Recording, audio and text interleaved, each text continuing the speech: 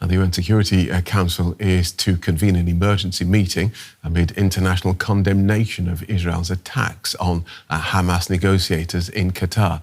Arab leaders, Russia, China and the head of the United Nations have condemned the Israeli strike in Doha. On Tuesday, Israel struck the headquarters of Hamas's political leadership in Qatar as the group's top figures gathered to consider a US ceasefire proposal for Gaza. US President Donald Trump said the attack did not serve the interests of Israel or the United States, while the Palestinian militant group says only low-ranking members were killed in the Israeli strike. It's thrown negotiations over a Gaza ceasefire and hostage release in doubt. Let's explore this with Professor Sultan Barakat from the Hamad bin Khalifa University in Qatar. He's also a senior associate fellow at the Royal United Services Institute. That's a defence and security think tank. He joins us from Doha. Welcome to DW, Professor. We'll talk about the consequences of Israel's attack in a moment. First, what's your reading of the timeline of who knew what and when about this attack? Well, it's quite confused, the facts at the moment, because there are a number of variables at work here. One is that, obviously, for Israel to reach Qatar, their aircrafts would have had to cross at least Saudi Arabia, if not Saudi Arabia and Jordan. They should have been spotted by the American base, where the Central Command is based for the United States. And Central Command, as you know, coordinates deconfliction and activities among all the allies of the United States in the region, including Israel. And then we also have the facts that are now appearing about the United Kingdom having engaged in joint training with the Qatari Air Force, almost at the same time, refueling Qatari aircrafts and training them almost exact timing. So a few things were happening, and Israel has managed to carry out its air raid within that. Right. The real question is not really about whether people were busy or they could predict it or not, is why would Israel do it? And how can Israel get away by doing this? And we have witnessed over the last 2 years increasing Israeli appetite to push the boundary as much as possible. They've crossed far too many red lines at the humanitarian level in Gaza, the current bombing that you just referred to of the towers in Gaza City, the push to displace more than 1 million people from Gaza. As they attacked Qatar, they were also attacking... Can I just interrupt you there? Just because I want to keep us focused on this attack. And what do you believe, then, is Israel's purpose in launching this attack on negotiators who are trying to bring peace to Gaza? The thing is that you cannot really isolate this attack from the other pattern of behavior Israel is displaying across the region. You know, at the same time they bombed Tunisia with the peaceful protesters, the flotilla that is approaching Israel. They bombed in Syria, so on. What were they wanting to achieve? Obviously, they wanted to kill the Hamas leadership, the political leadership, despite the fact that they're sitting with them in Doha negotiating, which means that Israel never had the will to reach a negotiated settlement to start with.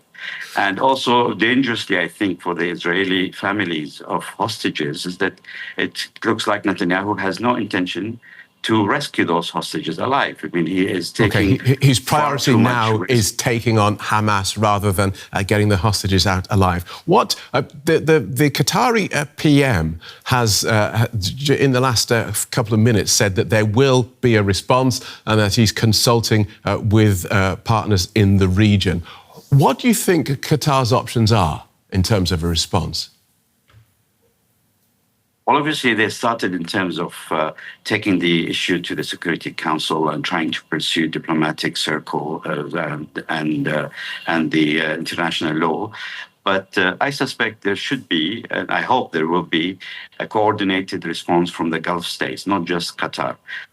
the states that already have relationships with Israel, those that have links to Israel, should properly suspend those links until an investigation is done into the attack, because this is really has gone way beyond anything anticipated or expected in the region. It's a blatant violation of sovereignty in one of the Gulf states that for many years have thought that they have a sanctuary. You know, they've been under U.S. protection of some sort. And so let's look at the potential medium to long-term consequences of this, because if we're talking about countries in the region suspending relations, which before what happened on October the 7th, they had been moving towards a sort of normalization. This seems to throw everything back up in the air. Of course, yeah. I mean, how can they normalize with a state that does not respect the law? The whole idea of normalization, the whole idea of a peace agreement, the whole idea of building a relationship requires you to have a set of laws that you work accordingly. Israel has showed again and again, repeatedly, that it is unable to do so. It is totally unhinged at the moment and is acting as a prior state. They're acting more, as an outlaw in state, trying to force outcomes all over the place. I mean, as we speak now, they just bombed Yemen as well. It is clearly that this government, under Netanyahu's leadership, believes that violence is the way to get results in the Middle East. Okay. And of course, by doing so, he ignores the fundamental problem. Fundamental problem Israel faces in the Middle East is the occupation of the Palestinian territories. Okay. All right. Bombing around, attacking other countries is not going to resolve this. Thanks for talking us through that, Professor. Professor Sultan Barakat from the Royal United Services Institute. Okay. Thank you so much. Thank you. Now, the President of the European Commission has called for new sanctions on Israel and a partial suspension of trade over its war in Gaza. Ursula von der Leyen told European lawmakers that Israel's actions had shaken the conscience of the world. But the EU's 27 nations are divided over sanctions. This comes as Israel pushes ahead with its plan to seize Gaza City and repeated its instruction to more than 1 million residents to leave. Israel's defense minister has warned that Gaza would be devastated if Hamas did not accept Israel's ceasefire conditions. And our correspondent Jack Parrock has more on reactions to Ursula von der Leyen's speech. I think this was the most interesting thing, and what most of the members of the European Parliament were looking at. How hard would she be on Gaza? I've spoken to quite a few of the MEPs after the speech. Many of them are pretty pleased with what she said. She said that the European Commission will suspend its bilateral ties with Israel. So essentially what the European Commission can do, it can't stop the member states or force the member states to act in a particular way. She said that they would partially suspend the trade agreement, the EU-Israel Association Agreement, which underpins all of the trade relations with Israel. And she said she would call and propose for all of the countries to sanction Israel's most extremist ministers and violent settlers in the West Bank. She got a broad set of applause for that. A lot of the MEPs that I spoke to when they came out said, finally, the European Commission is doing something. That was their position. But it seems she has satiated a large swathe of most of the sort of central collective of political parties here. How she can enact those policies that she said in this State of the Union speech, whether she can force the member states of the European Union to follow her lead on this, now that is certainly another question. And our coverage continues now with Robert Chatterjee. He's Deputy Editor-in-Chief of Zenith magazine here in Berlin. Zenith specializes in Middle East politics. Robert, it's good to have you with us. Let me ask you first things first. Are the ceasefire negotiations, are they effectively dead now? Well, the ceasefire negotiations were at kind of a dead end anyways. Still, Qatar was still engaging in those, although they have been frustrated multiple times during the last 2 years, mostly by the Israeli government. Even when the Israeli interlocutors returned with the deal, they were frustrated. Also, let's not forget there was a deal in place for a three-phased hostage release at the beginning of the year that the Israelis went out of their way to just abandon. So it is very clear that this government does not want a deal with Hamas.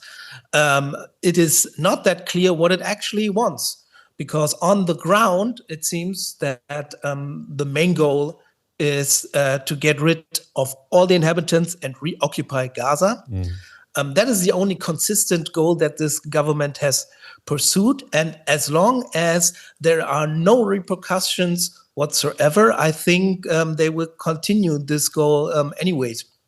Yeah, you mentioned repercussions. Help us understand the scale of the diplomatic breach that this attack represents, especially considering the fact that Qatar is a U.S. ally.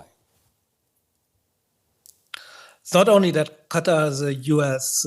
ally, it's one of the Gulf states. They don't see that kind of conflict in their own backyard that often.